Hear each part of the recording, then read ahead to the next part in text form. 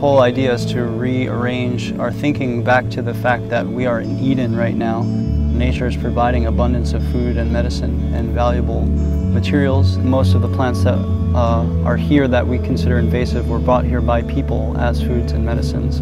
So this is the empowerment that I think is really important, is realizing that our main healthcare provider is ourselves, and the more we learn and discover about ourselves, the more we learn about nature. Use the mint for its aromatic qualities.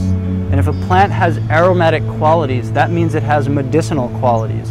Those are the smell of chemicals. Those are chemicals that you smell. And those are very potent chemicals. And sometimes they could be millions of chemicals combined. And the plant is very intelligent in why and how it's creating those chemicals. This is called Canada thistle. Thistle, think of bristles. Thistles have bristles. And you can see that this thing is chock full of spikes. How, as a society, can we turn our idea as vegetable and look at weeds as vegetables? It's local, it's free, it's organic, it's sustainable, it doesn't require a lot of farming, it doesn't require a lot of water. When we live in a suburban area, urban area where there's so much pollution, something like dandelions is a cleanser, it's a blood cleanser, it's a kidney cleanser, it's a liver cleanser. The plants that come up naturally are already foods and medicines. So I think we need to develop a mixture of gardening as well as harvesting the weeds, as well as allowing these weeds to grow. Once you have that connection, it gets inside of you and it starts to awaken you. So I'm just trying to be a facilitator of this connection with people.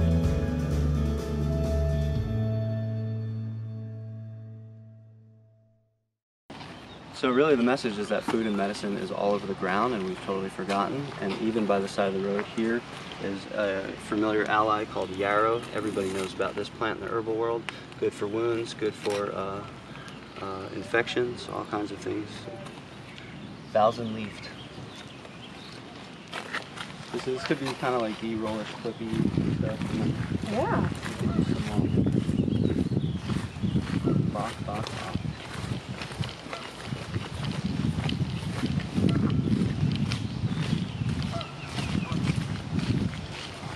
You're not even really allowed to say the word medicine. That's a big deal. But it's referring to a plant, and like it's kind of like, well, I'm nuts. Yeah. I believe plants are. I also believe that light is medicine. Yeah, I also believe that breathing is medicine. Yeah. I believe that walking barefoot is medicine. So maybe in the philosophical relativity. Another thing we could do is like loop down that way. If you don't want to hit that way. Yeah, sure. A little easier on your way. So, these are a fern. You know about bracken fern? No. So these are bracken fern. They're the edible fern, but they're the wrong place. So they all have a U shape under the stem. And that's how you identify the bracken fern. So you'll always remember that as long as you remember that. If you look at a fern, they have a fiddlehead, and there's this U shape. Oh yeah, look at that. The U-shaped stem. None of the other ferns have that. So they intentionally plant bracken fern as an ornamental, and nobody knows it's even food. Oh, wow. Hello. That's what I brought you, Agatha. I never even got to you. Really? Yeah. Yeah, they're like a huge gourmet, like Walgreens. No, not Whole Foods. The other big one. Wegmans. Wegmans is tearing these things up and selling them, and so out of how much they pick. How much actually gets to the store. Out of how much gets to the store, how much actually gets sold. So then you're dealing with like ravaging these plants, which are actually hundreds of millions of years old. Those are some of the oldest plants in the world. They produce by spores, and at a certain point you can actually turn it over and you see all these little dots. So you want to stay? And you can see all the spores on the underside, and that's from, this is prehistoric. So these plants outlived dinosaurs. Wow. Right, they've been here through all the mass extinctions that you can possibly think of. They've just been sitting there like, oh well, we'll see you next time. Oh, amazing. So they used to be huge, of course. And the dinosaurs would eat ferns. There were huge trees like evergreens. Oh. Now they're just little tiny ornamental things that we don't even Go back to sleep, everybody. Every time I see them, I just think of the wind before time. Yeah, exactly. Which was a really powerful movie.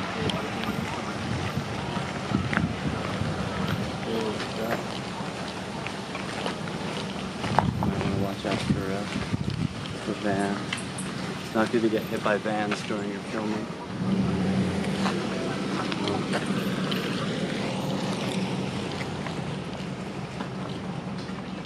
More edible bits.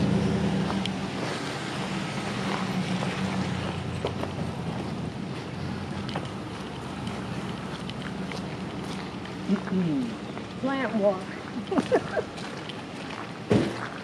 Surprisingly, not many people would realize, but just observing. So what I'm trying to do is just scan a large area and stretch my senses. I believe that's a very medicinal function for going out into nature and going into biology or studying animal tracks or watching birds or anything. You get this very big push on your sensory capacity. That's something I think we've lost tremendously in our culture.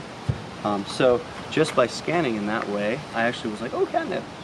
Not many people could point that out that quickly, but that's when you're scanning for resources, you always watch. So it actually turns out that this is going to smell like cat pee-pee. That's what I think anyway. It smells like cat pee. Yeah. But it's a bad association. Not the nicest thing to make you think about. I'm trying to turn you on to a plant. But that is essential oil. And that essential oil is medicinal. Every plant has an essential oil, which is taken out of the plant, and that's what we familiarly know as an essential oil bottle. And this here actually is chock full of it. And so I think of the essential oil being like the blood of the plant, or the part of the plant that actually does keep bacteria and viruses in check. So we're taking that out, and we call that an essential oil, but the plant already has it.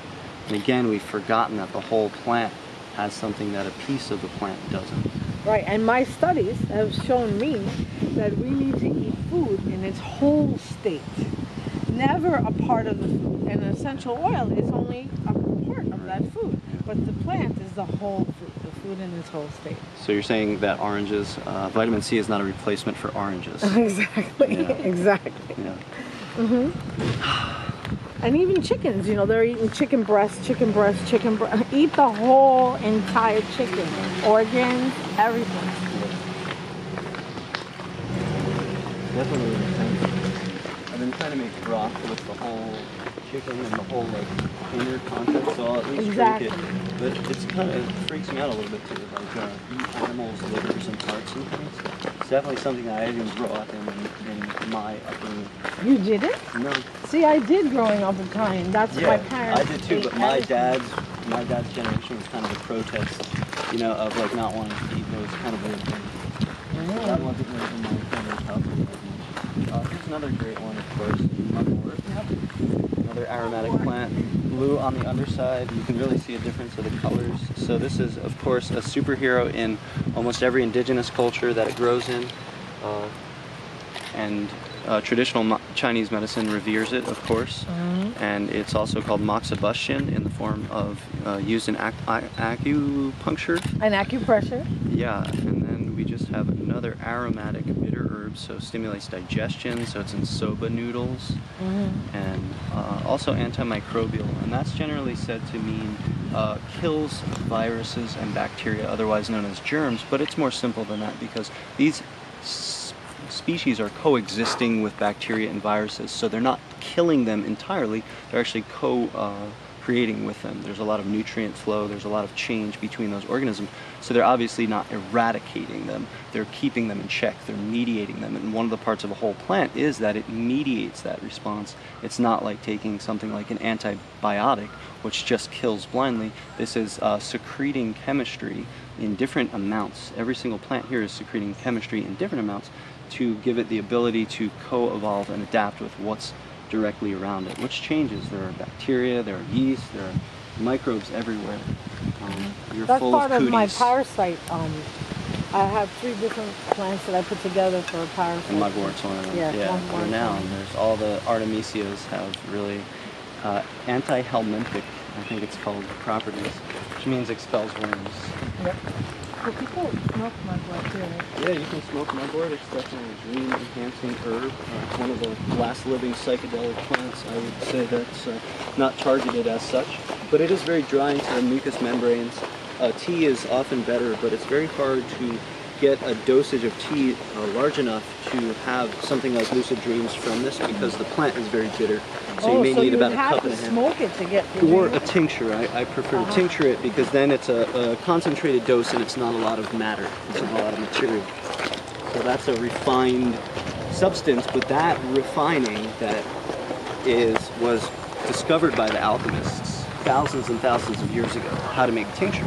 And so there's been thousands of years of that process, and it's kind of a very simple refinery that anyone can do, versus like synthetic chemistry is not a refinery process that you can do in your backyard. So tincture or infused oil, a tea, decoctions, infusions, all of those things are meant for home use, you know, and that's where our power is. Here's my salad bar. This is garlic mustard, which is said to be an invasive plant. For example, people are not really familiar with the idea of eating the invasive plants. That's what I would suggest, versus ever spraying pesticides, which stay in the environment for tens of thousands of years and cause a tremendous detrimental effect to all the species around it. So there are ways to see these plants in a different cultural frame if we realize that eat the most abundant thing that grows locally. That seems to be the most economic, most ecologically sane thing that you can possibly think. So, you know, garlic mustard is a regenerative resource that's local to our environment. I saute with it. I make garlic mustard chips. There's so many things that you can do with it. Does it taste like garlic? It tastes like garlic and mustard, indeed. It is pungent and tastes like very strong kale, essentially. It's in that family. Oh my gosh. Really garlicky. Yeah, so though cooked is really nice. And like, so sauteed with some eggs or something makes a really great scrambled egg or anything like that. That's an indicator of the kale family, the Brassicaceae, and they all have clusters of flowers, and they all produce some sort of very long wispy seed pod. And so that's producing its seeds. And if you harvested mustard seed, like we fry with mustard seed or press it for oil, they look actually exactly like that. So there's no stopping us pressing garlic mustard seed for a similar oil that we would get out of mustard. And that's how we have to think if we want to switch the whole economy and paradigm to a sustainable pattern. Amazing. Sustainable model. A sustainable thing. Sustainment. If we want sustainosity. Did you get all that? So the difference of these two plants is that this one is round in the cross section, and this one is square. So that's in the mint family. Yeah. So do you know which one this is? No. So back to like catnip, this is actually a really special plant, which is a revered women's herb, motherwort. Oh, motherwort. Yeah, and so of course... That's good for menstrual cramps. It's good for all kinds of hormone regulation, which of course menstrual cramps is totally related to. Very good mineral-rich plant, so also helpful for those processes. Said that, like, you know, menstrual cramping has a lot to do with lack of iron and lack of magnesium. So these plants are geniuses at sequestering through their roots those metals and minerals from the soil. That's what they're doing. There's nothing static. This plant, every day, it goes to work and it's sequestering minerals out of rocks. And the bacteria are in on that process, and the mycelium, the mushrooms are in on that process. They're all interacting and they're having experience together, and that's something we're not really taught in biology. It's a living presence. It's a living earth. It's not something that's just happening when you walk past the trail every day. Like one of the analogies I think about is how the internet, we all think of the internet right now. How many people do you think are changing and altering pieces of the internet right in this moment? Right? Everybody's pushing on it. Somebody's coding something new. There's developments. There's websites going up. There's websites being taken down. Millions and millions. So the same thing is happening with the chemistry within plants and the earth. And that's something we weren't really shown in our biological understanding of nature. And that's what needs to shift. It's very alive. Something's happening.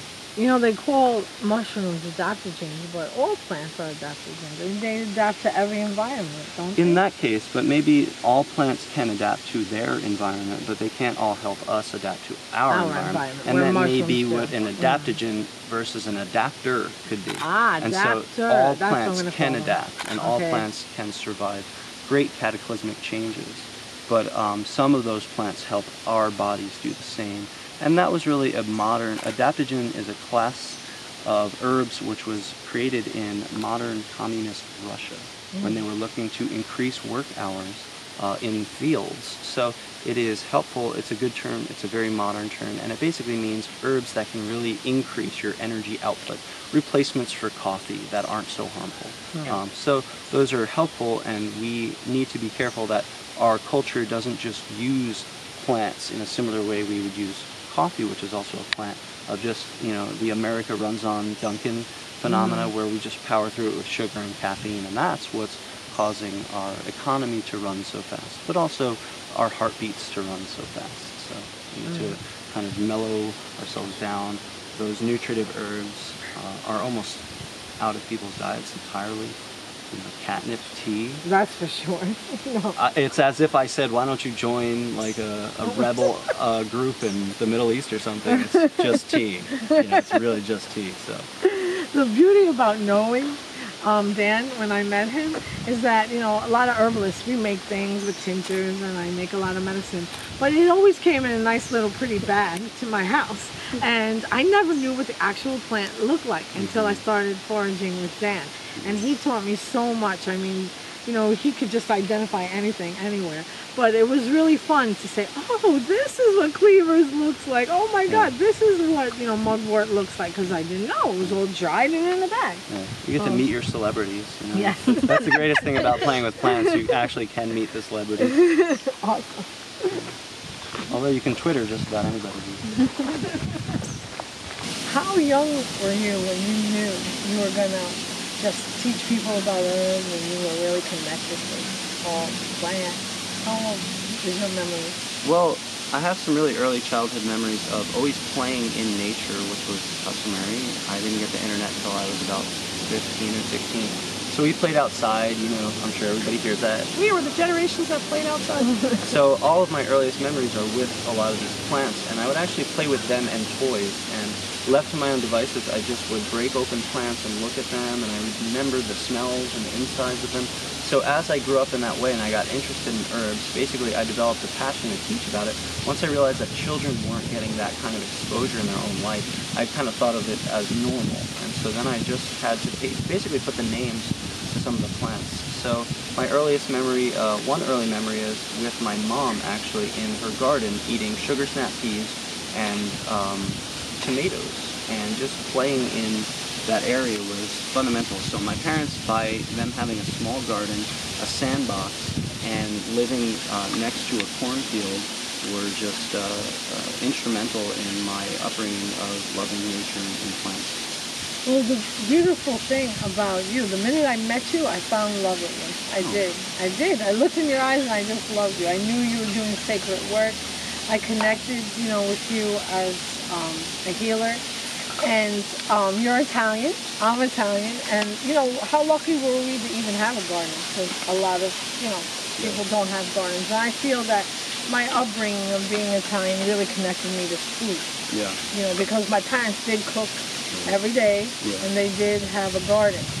So coming from an Italian family, though, it's not too easy and accessible, is it? The work you do, or how are they with that?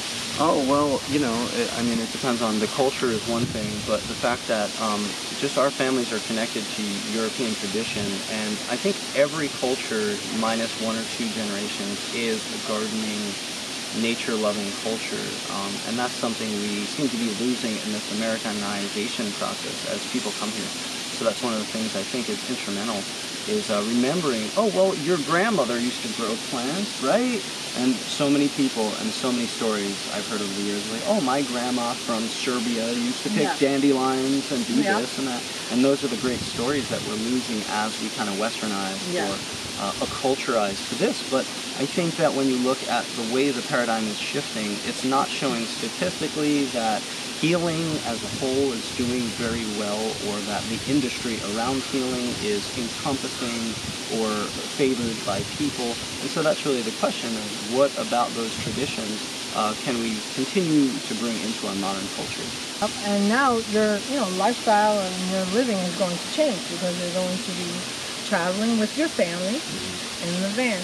Yeah. So van dwellers. This a little bit. Well, we basically started an Instagram too, if anyone's interested to join, which is Forager Family Van, and there we'll just be doing updates, as well as we're going to start a Patreon. to get different tiers of exclusive material out to people, whether it's medicinal herbs that we make as we gather everything from wherever we're traveling from, or exclusive content of travel footage. I kind of want to make like a travel video log for people to learn to live kind of off the grid and find foods to eat, or bathrooms, or places to camp and sleep. So that's something that we'll continue to kind of document and bring to the people. So the idea was to call it a forage mobile, and to build it like similar to a bookmobile, except it would be stocked full of herbs and all kinds of wild foods that we'd harvest from all over the nation, and show people what's available and how to sustainably harvest or replant that. So that's coming up. Welcome to my van. Here's kind of the provisional situation for now. This has been about 2 weeks of getting this van livable so I can start tour, because classes started to pile up and they just started to come at me. So here's what I have for now. Basically a nice bed and a place to store things, and a nice dry area. So here I have lots of my herbal goods that I'm making and providing along the country. And I just got a bow and arrow from a good friend, and I can show you around back.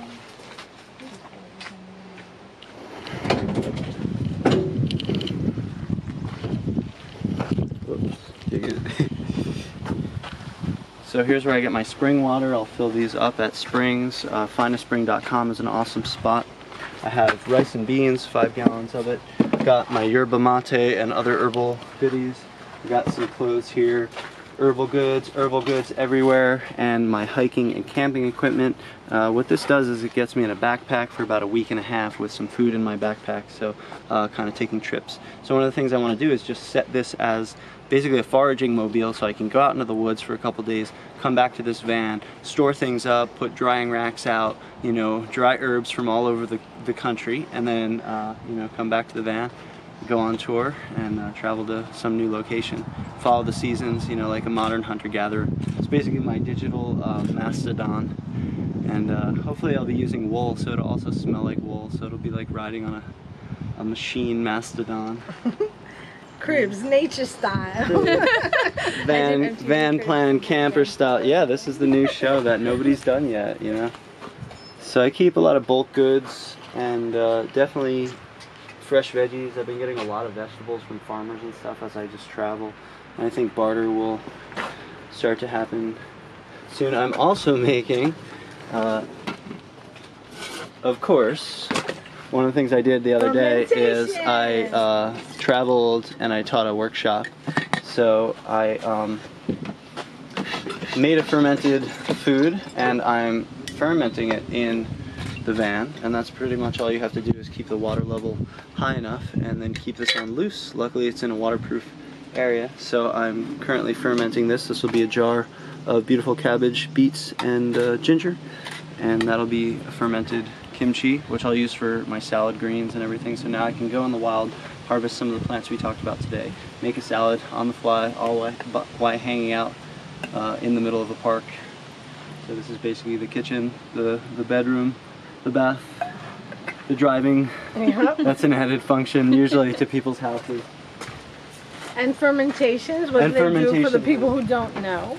Well, basically fermented foods increase bioavailability of nutrition, so the bacteria within the fermentation process break up the cellulose wall of the plants, giving you the ability to digest them easily. So that's why they're very helpful for digestion, but they're also really important for keeping the probiotic counts in our digestive tract, which is as important as anything that you can imagine. They're now found that 90% of your serotonin comes from your gut, which is your happiness, your sanity mechanism, as well as B vitamins are synthesized, D vitamins are synthesized by the bacteria in your gut, and they basically eat your food. You're farming. So you eat your food, the bacteria actually digest it and break it down into individual chemical constituents, and they put that through your intestinal wall. Another issue that we have pretty systemically is inflammatory diseases of the digestive tract, irritable bowel syndrome, leaky gut syndrome. All of those phenomena are from a lack of really eating probiotic food and becoming extremely sterile.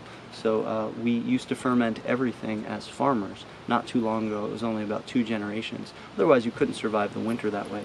So we basically just cut ourselves off from not only fermented vegetables, but also sourdough'd breads. And that's a part with the gluten issue as well, and our allergies to grain. So we're not properly preparing them as we used to for thousands, not millions of years. So enjoy. Ta-da! Should I come at you guys now with like a primitive weapon? Yeah. So here's an example of what I've been doing. I have an apothecary down in South New Jersey. What I do is kind of wild craft herbs. This happens to be Solomon's seal, right? True Solomon's seal, not false Solomon's seal. I know how to identify that, obviously. So I'm dehydrating these roots. This is also a native and somewhat endangered plant. This happened to be a place, since I'm traveling and observing, that had a real abundance. So I only took about less than 10% of what was available, and I'll be actually tincturing this and making a medicinal preparation from this, and that's kind of where our wild medicines come from. Wild medicinals come from. Medicinals. Medicinals. I think that's okay. Traditional medicinals. Not medicine. This is not medicine. This does nothing for you. This absolutely has no effect on you whatsoever. Legally, I'm bound by saying that. I think it's okay to say medicine as long as you're not saying medication. I think calling a plant a medicine gets a little fishy, because then you're implying that it does something, and that's illegal. You can't say that anything does anything without clinical studies. But there's something called anecdotal evidence that's completely irregarded, and that's what I would like to build, a kind of website that just collects people's empirical experiences. You can go on there, you say, hey, I drank peppermint tea. How much? Approximately 1 cup. What happened? I had a bellyache. And then they say, well, did it help your bellyache? Say 9 million entries are there, and then you can actually crunch statistics from those entries over time. And you can have a website that's like, oh, well, I'm a new mom, I'm a little scared, could I give my kid peppermint tea? You go on this website, you search that, and they say, oh, well, 9 million moms have already tried peppermint tea for their 2-year-old kid. It turns out that nobody died and everybody was safe. So at least we can have that, which is empirical study, and that's something that's completely disregarded out of this sort of paradigm that we use today, which is clinical studies, which are extremely different than personal accounts. They actually try to take the personal out of that. They study it in a laboratory or use a machine to measure versus you as your human senses. And that's back to the placebo effect, because if it helps you, that's what matters. If you have a bellyache and you take peppermint tea and it makes you feel better, that's also valid. That's really important, and that's effectivity of medicine. No matter what is the chemistry inside of there, it almost doesn't matter at that point. Your bellyache goes away. So.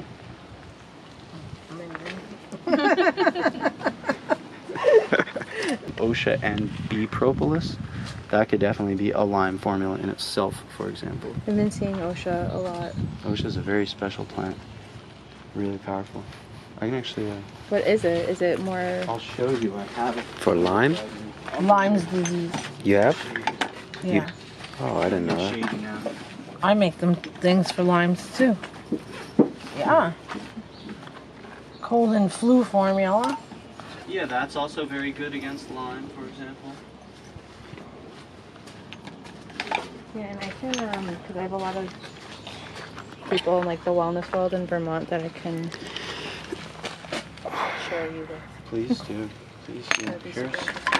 Here's what OSHA looks like. These are 2 root from an herbalist in the Midwest, and then I made tincture from that, but I kept these 2. This is tincture? Yeah. No, that's elixir. So if you smell these, they still have that really powerful OSHA smell. It smells so good. Yeah. That's the chemistry. That's the medicine. So what exactly is that? Well, this is a root underground. This is like a 12-year root, and it had a top to it. So this was harvested in a specific time when the flowering top wasn't really prevalent, because that's when you want the roots. And it's basically an amazing respiratory opener. It's just like if you have, you know, asthma to bronchitis to anything with your respiratory system going on. But of course, it's so potent and powerful and cycles through your bloodstream. So again, most plants prepared have an antimicrobial effect, so colds, flus, etc. Anything that happens to your body is, you know, also backed by viruses and bacteria, which are proliferating and evolving and morphing. And these herbs, taken regularly, of course, help your body mediate that process. So therefore, that helps you prevent getting sick in the first place. Preventative medicine is the best medicine. Best time to treat cancer, long before it ever happens. So that's where food and, you know, herbs are not an alternative market. They're reality. It's not something. Water is not something you can be like, yeah, well, you like water. That's cool. That's your trend. That's your fad. Your mushroom, is that reishi? Yeah, but I don't have any of those with me, but they're always available online. Like, if anybody harasses me for doing this, I'll just put them on Facebook Live and be like, look, this is like someone harassing me, having no criminal record, just like trying to be a good person. And that's something that people sometimes have a very scary reaction to me just for existing and don't talk to me. We've had some really fun with that. It's part of the fun of growing your hair this long. That some people, for whatever reason, get put into this sort of cultural expectation, especially after a post 9/11 world, thinking that all men with beards are somehow terrorists. So when we kind of fulfill those illusions, you don't realize how people kind of seize up in fear. So I've had one woman, actually, just because I was parked in front of her house. I remember that story. I was GPSing trying to find my friend's location, and she came out of her house and really bugged out on me. And I was, of course, calm as I could be, but she didn't want to hear kind of my story as a human being. I think as she learned that I wasn't her expectation, she felt more and more embarrassed, so therefore more and more triggered and more unwilling to kind of hear, like, look, I'm just a normal human being. Like, hi, my name's Dan. So those are things that we need to push in our society, especially in the times we're in, because we do need to preserve what's left of our freedom of speech and our constitutional right to live like Daniel Boone. So that's what I'm going to try to preserve for all meetings.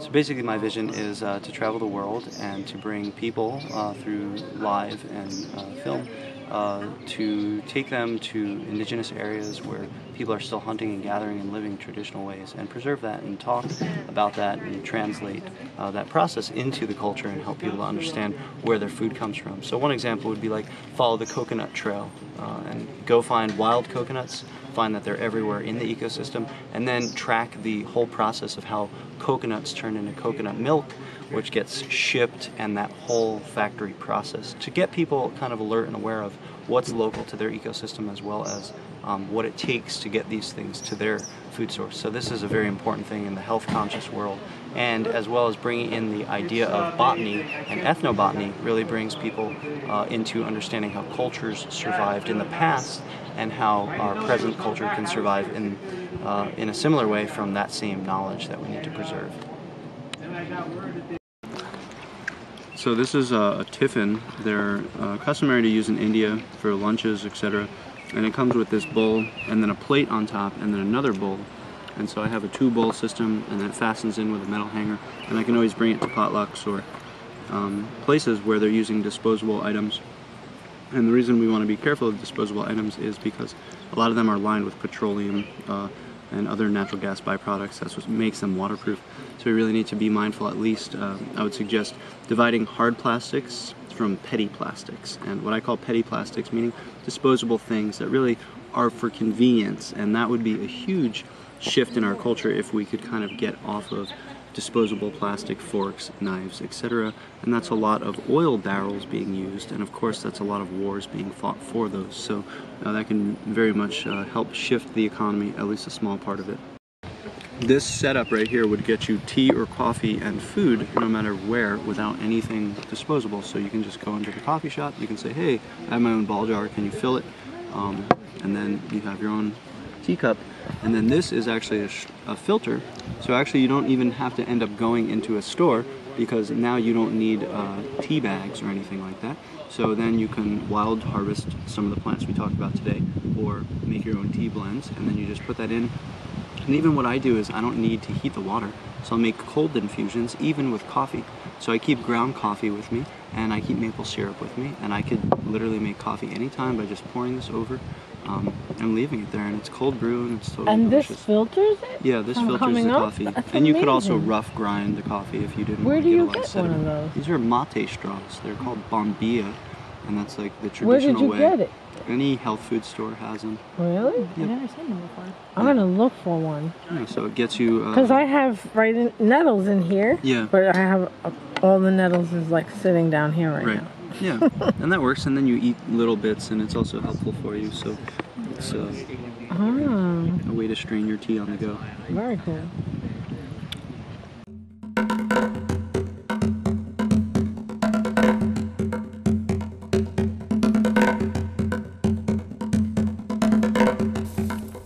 Hello friends, welcome to the universe inside of Plant World. So, hanging out here with a couple of my plant friends, and I really wanted to show you this beautiful mullein stalk. And also, there's power. There's our idea of power. Lines. This is another idea of power. And this plant actually is a very powerful medicinal. And we know the flowers are very helpful in cases of infections. So many people make infused oils from mullein flowers, which are very rigorous to gather. You know, take some time, and you can actually infuse those in any kind of infused oil, and that could be then strained, and you can work with that as a topical for basically cases of heat, inflammation. It can soothe the inflammation. Of course, you should always forage respectfully, that is taking from pollinators, etc. So you should think that through as to where you're taking it. So I would say 10 to 30% of anything that you are harvesting is a pretty good number for flowers. And of course, increase habitat however you can. Plug in my little machine because I just saw my battery is getting low. Ta-da! Survival machine. Welcome everybody. Now that I have my survival machine plugged in, and you're all joined in the portal.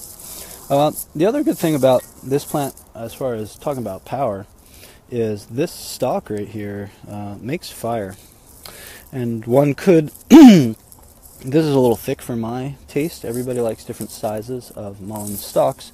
But this mullein stalk, if whittled down with a knife, if you get rid of all the edge there and make it nice and smooth, there's a pithy center to this and other plants, and that actually is the base of a hand drill fire.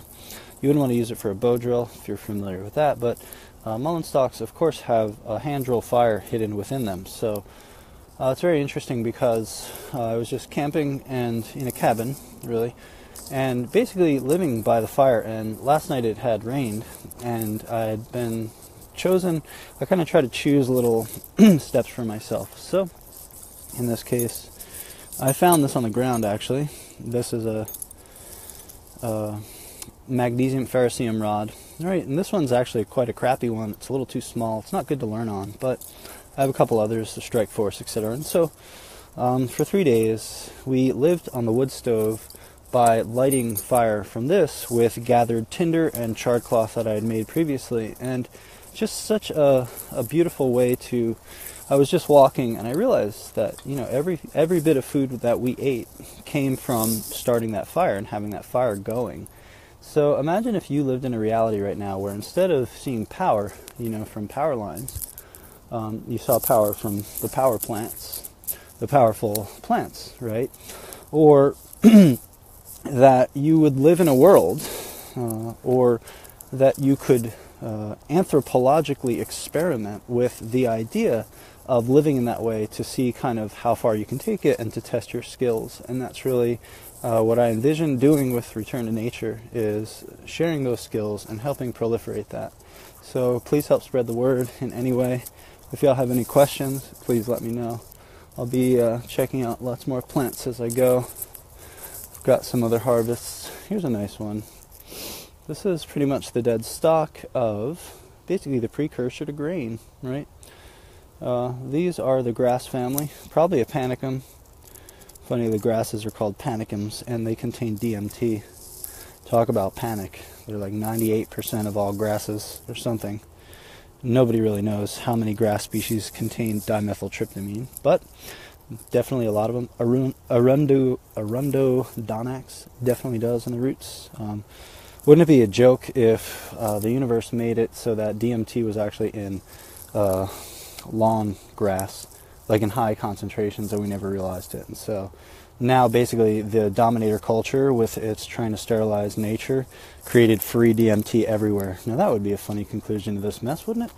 So actually this plant right here is a precursor of other commercial wheat. And what I want to mention to you all, watch out for ticks. I had my first deer tick on me already. It's barely March. We didn't have much of a winter. I have a solution. It's called climate fluctuation.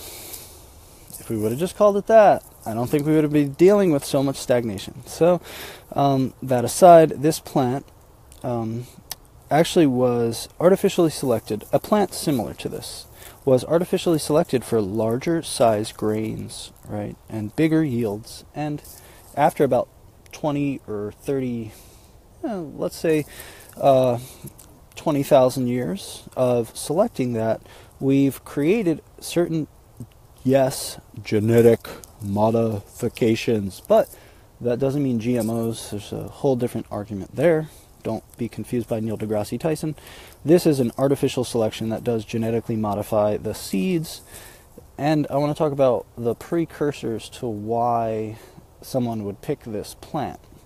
And so as a hunter-gatherer society starting to become agrarian, what ended up happening was we started to grow more grain. And basically we are in the midst of what started off as a grain war. And Egypt was one such kingdom, and something was going on in Jerusalem. It's hard to tell at that time. We had Sumeria or Babylon, depending on which age you're looking at.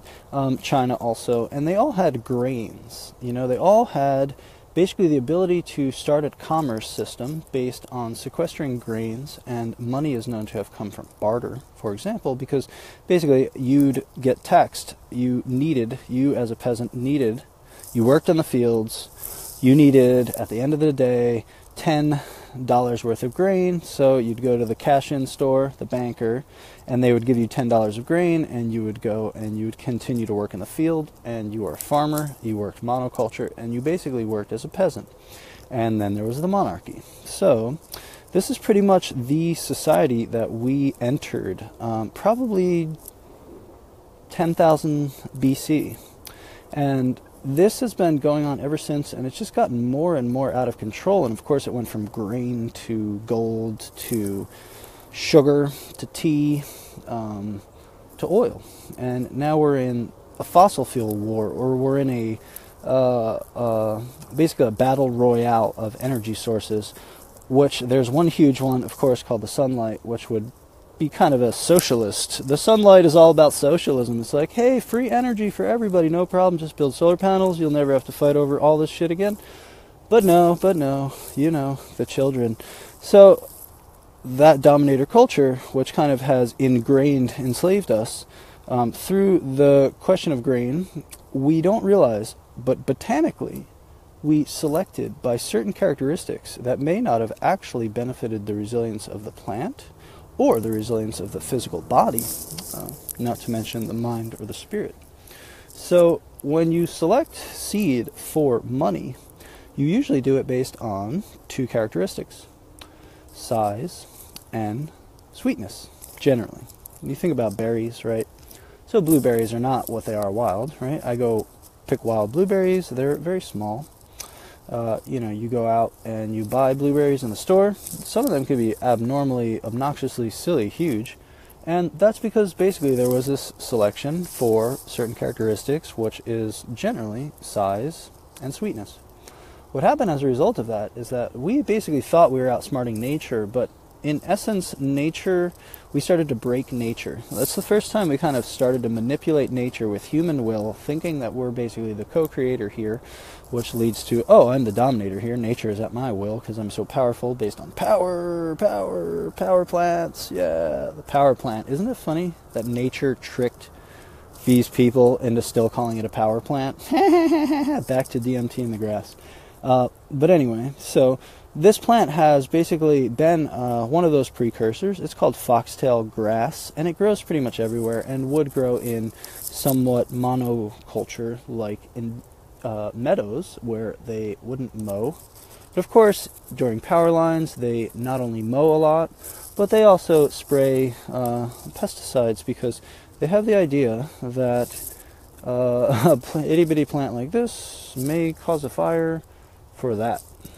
So these places get heavily treated, so we wouldn't necessarily want to harvest them from food, but you leave it alone and it would create a grain polyculture, very interestingly enough. So here we would have a grain polyculture in a meadow. Welcome friends, the power plants are with us. D. Buckley says, could always splice plants that put our higher voltage, like potatoes and other plants making a power plant. Well, you can't actually splice that much of a diversity of plants. Basically, if you start doing splicing and you don't do anything too bizarre or toxic to the plant, what you probably would find is that you can only splice plants. And this is to D. Buckley's question, which says you could always splice plants that put out higher voltage like potatoes and other plants, making a power plant. Both, I imagine you mean metaphorically as well as physically. Potatoes do generate electricity, and you can get a light bulb to turn on from potatoes. So they do have electrical charge. They also have Krillian energetic response, also an aura. We will come to realize someday that those are all the same exact thing.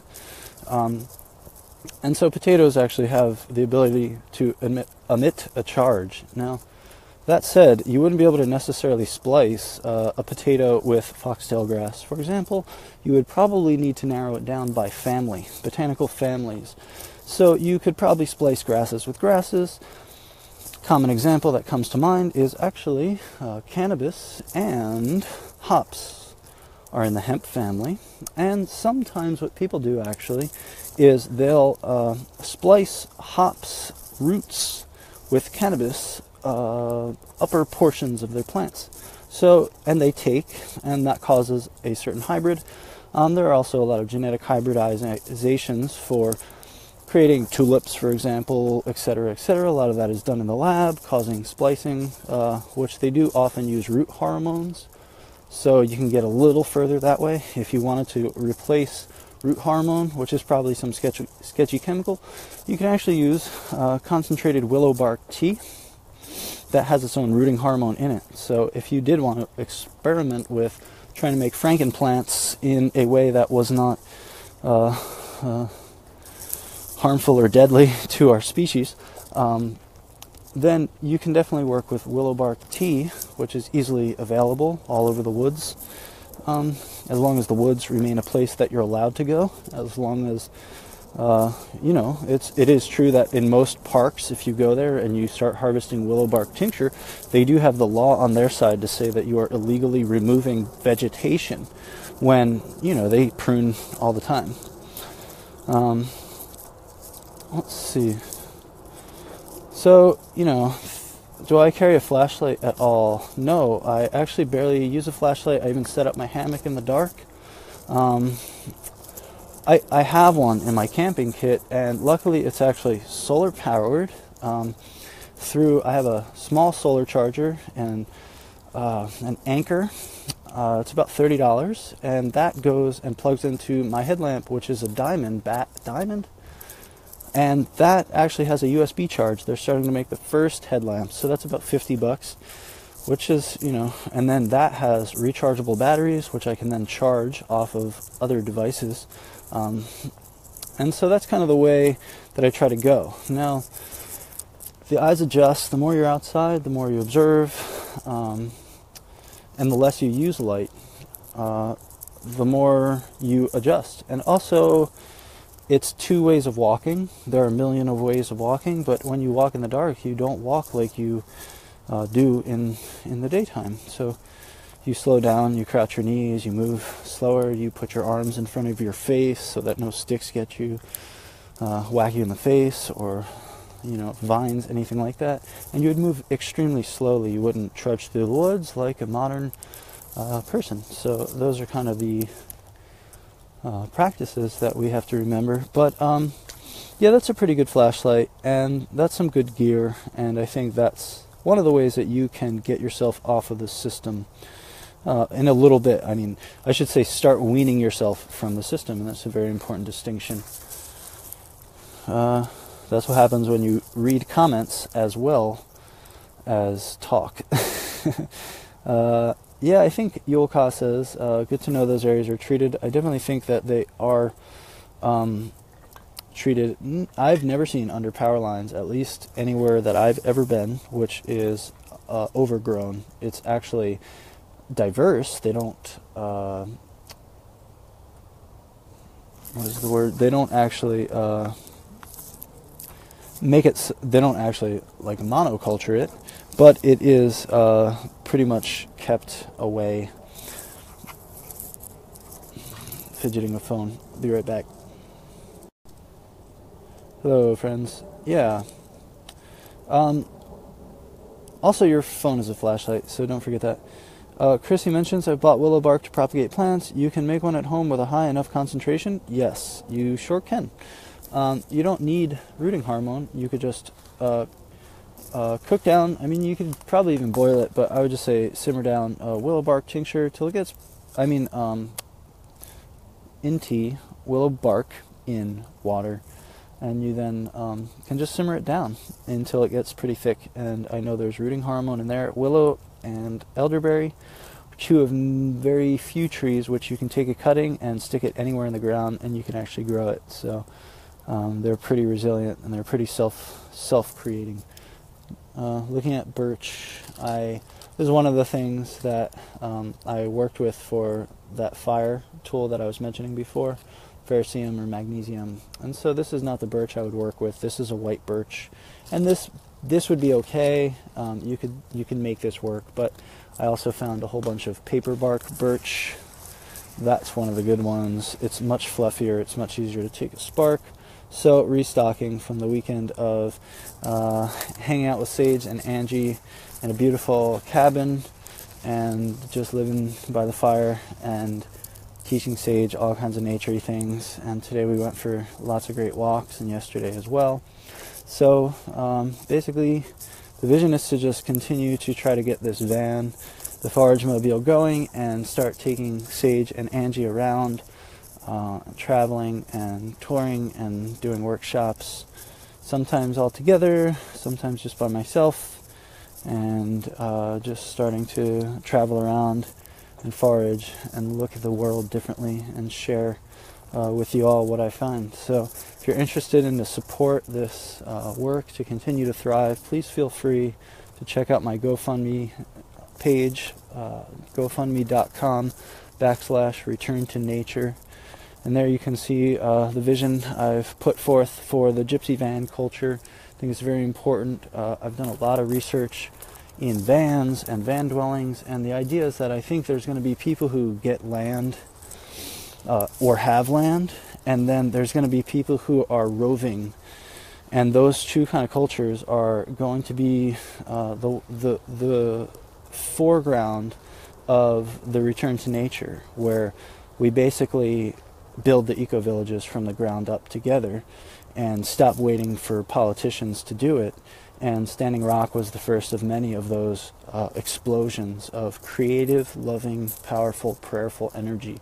And that's going to continue, and so I see some of us are gypsies and we want to rove, and we'll be like the hunter-gatherers riding on mastodons in the form of fossil fuel vehicles that hopefully and prayerfully, if we get the right minds together, we'll build modifications for those engines to run on multiple sources.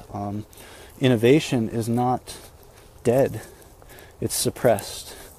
And we need to find the others, and we need to start thinking globally and acting locally, to quote such a wonderful cliche, but very true.